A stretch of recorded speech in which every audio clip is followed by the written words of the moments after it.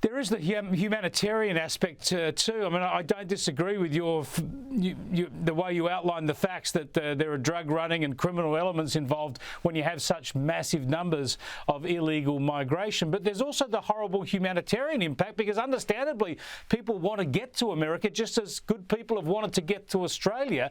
But it's that sense of false hope and the danger that people are put through in order to cross that border because the country can't patrol it and have the enforcement in there that is deserved to control migration, and you get horrible situations. Let's have a look at this report highlighting some of that humanitarian aspect.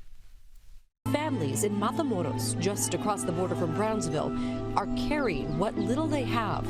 This baby placed inside a suitcase as they make the dangerous crossing of the Rio Grande River. He takes us to the river point, where we witness a family placing a baby on an inflatable mattress, attempting to make the cross. So this young mother right here just got to the camp today, and she's already choosing to go across. She says she just doesn't have the time to wait for an appointment. She has a 1-year-old with her and 2 young little girls that already went across. Just shocking, Kristin. I mean, who could blame these people? Of course they'd want to go live in America, but that's not the way to do it. You've got to do it in an organised and orderly fashion.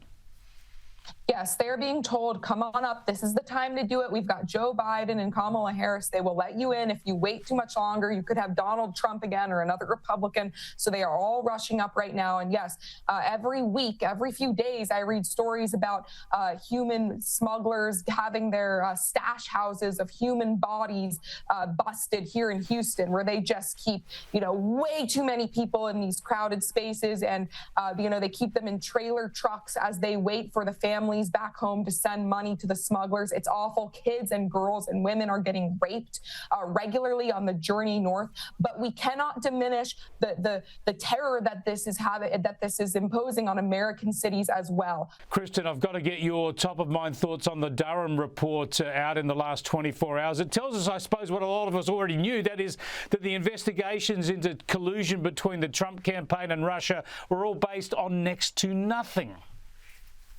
Yes, this is something that we already kind of all knew, but it just confirms, Chris, that the justice system in this country is subservient to politics, at least at the federal level. It is truly frightening.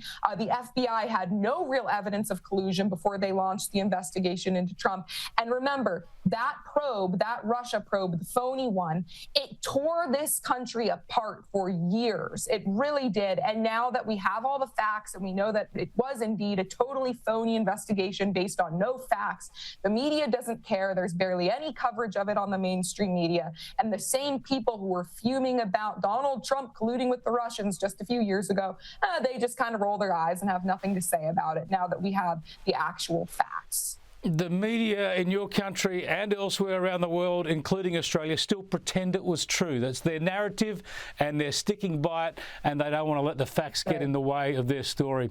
Thanks again, Kristin. Always good to talk to you. Thank you very much, Chris.